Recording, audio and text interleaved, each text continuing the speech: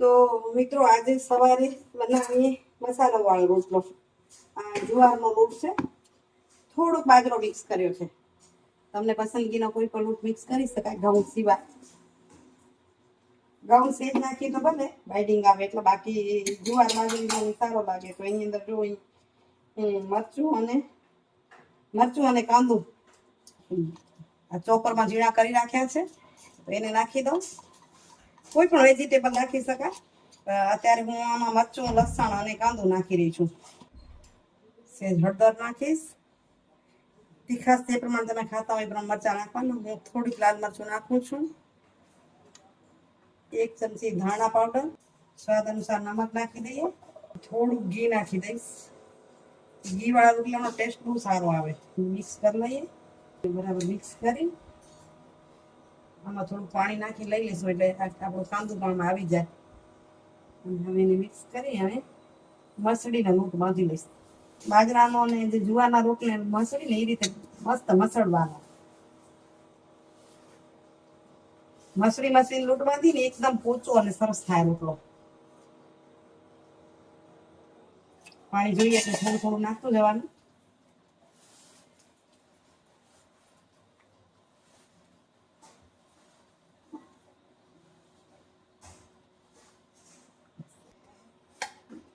તો જો આ તે ડ્રો તૈયાર થઈ ગયો. હવે આપણે જેટલો રોટલો કરશું ને એટલો તૈયાર અલગ કરતા આવશું.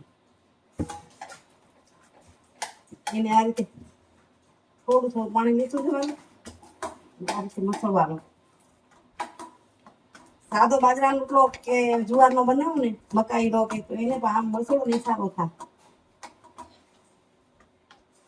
તો અહીંયા અમારો કાનો જોવા આવ્યો છે. એ કાનો જોવા આવ્યો છે કે નાની માં કેમ રોટલો બનાવે છે. હે કાના ઓવી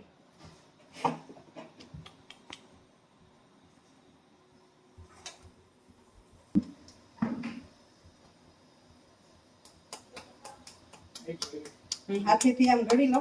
જો ન ઘડી શકો તો આ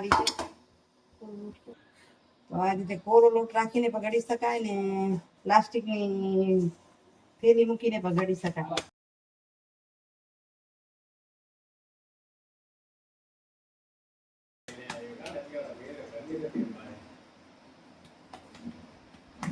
આ રીતે થઈ ગયો તૈયાર. અહીં મેં તવી મૂકી છે. આપણે થોડું થોડું શું ઘી લગાવવાનું ને, એટલે આપણે તવી મૂકી છે. નહીં તો તાવડીમાં સરસ થાય. હવે એને આ રીતે આપણે મૂકશું. અને આ કોરો લોટ છે ને, એ કોરો ન લાગે એના માટે સેજ આમ પાણી લગાવી દઈશું. તો એ લોટ આમાં મિક્સ થઈ જશે. અને પાણી સુકાશે ત્યારે એના પર ઘી લગાવશું. એ રોટલા એક પર ચડે ત્યાં સુધી આ બાજુ વળી પાછો આપણે પાણી વાળો પૂછો કરીશું લોટને અહીંયા ગળવા યોગ્ય.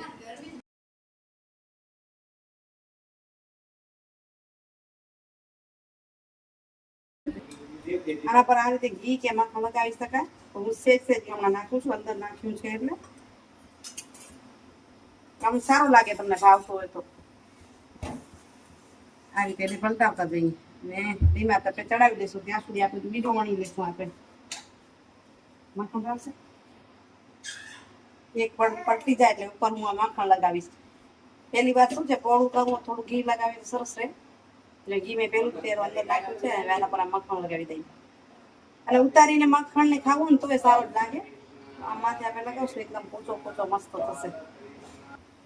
એ બાજુ તૈયાર થાય ત્યાં સુધી આ બાજુ આપણે પાછો બીજો રોટલો બનાવી લઈશું.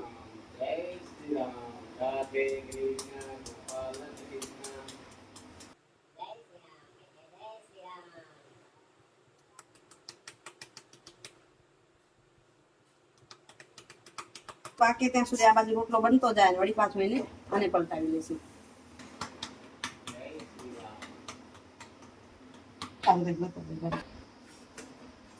તો રોટલો સરસ થઈ ગયો તૈયાર. અહીંયા ત્યાં સુધી આપણે બીજો ચડાવી લઈશું. સેજ જ્યાં લોટ દેખાય છે ત્યાં સેજ પાણી ભેગી લઈશું.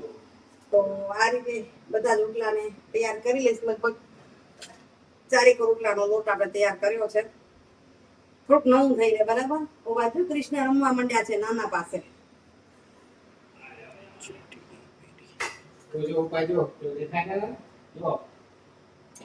ચાલો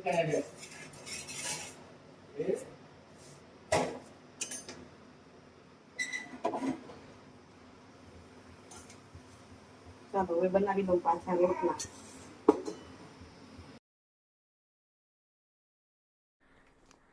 તો મિત્રો વાગ્યા છે 9 અને થઈ ગઈ છું તૈયાર. હમણાં જ નીકળવાની તૈયારી કરું છું. આમ તો ઓફિસે 10 વાગે પહોંચવાનું હોય, પણ પછી જઉં શેમાં એવો કંટાળો થઈ જાય.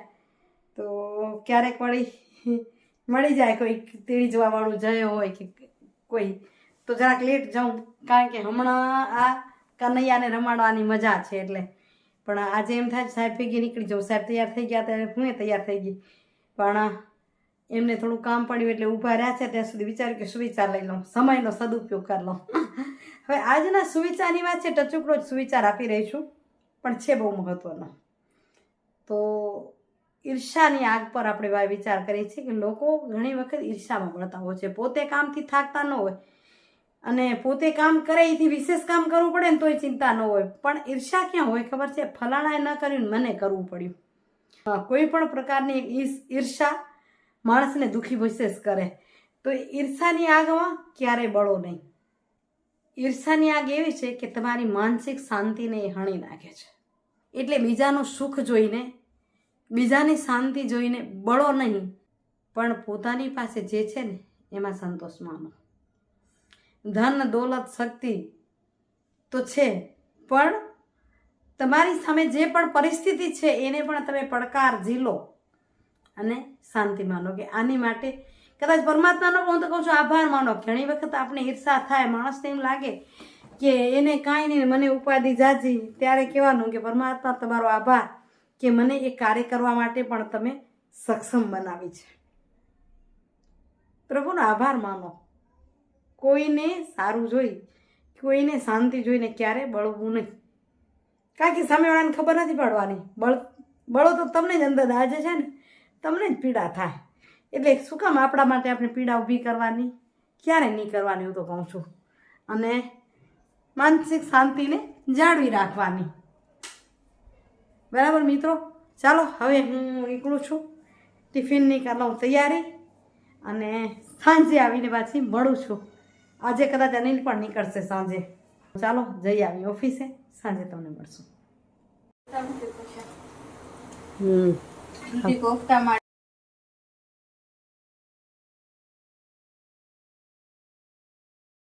પાણીપુરીના પાણી માટે જો અહીંયા અમે છે ને સરખા લીધા છે.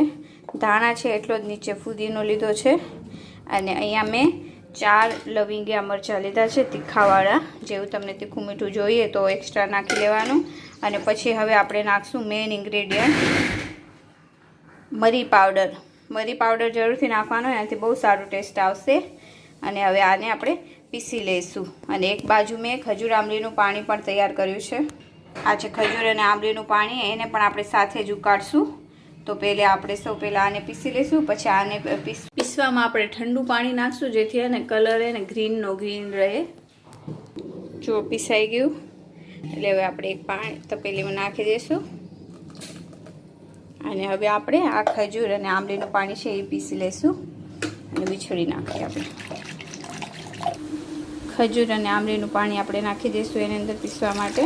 છડિયા કોઈ ના રહી જાય એ ખાસ ધ્યાન રાખીને જોવાનું છે. ખજૂર આંબલીનું પાણી તૈયાર થઈ ગયું, એને પણ નાખી દઈશું આપણે આ પાણીની અંદર જ.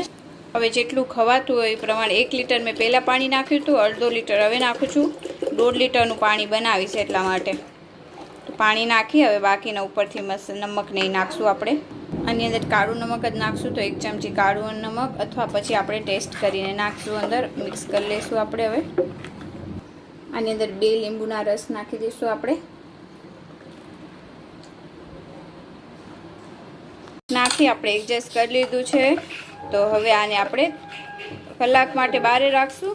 અને સવારના બનાવ્યું છે, રાતે ખાવાનું છે, તો કલાક માટે બહાર રાખશું ને પછી ફ્રીજમાં રાખી દઈશું. મિત્રો ઘરે પહોંચી છું, કેવો ડકો થાય છે, હલચલ જોરદાર. કોઈ નવરું નથી, બધા પોતામાં લાગ્યા પડ્યા છે. આપણે કેમ કઈ રેસીપી બતાવજો તો બતાવ્યા હોય કોઈને આવડતી.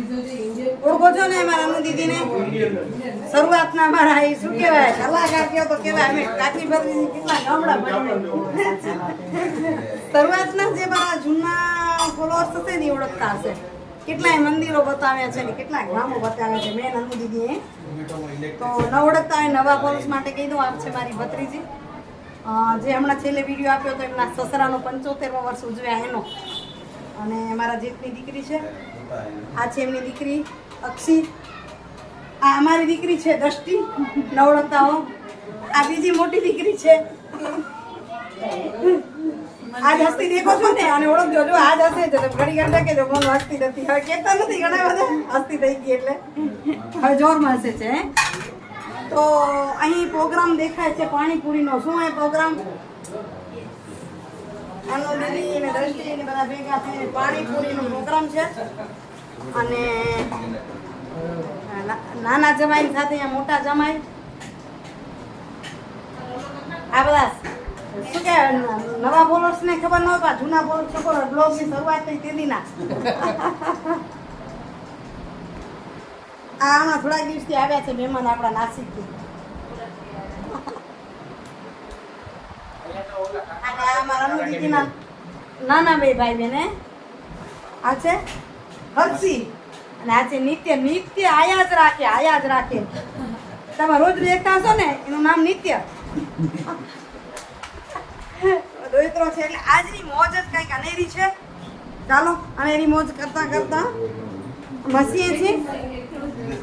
હવે હું રોઈ લઉં દાદા કાપીને.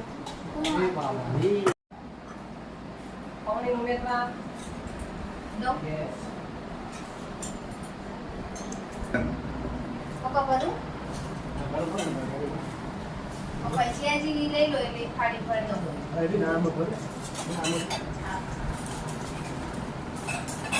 બીજું તે જમી લીધું ને?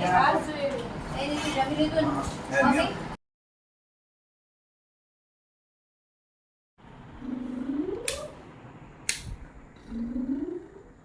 ગુડ મોર્નિંગ દેવ. એ દેવ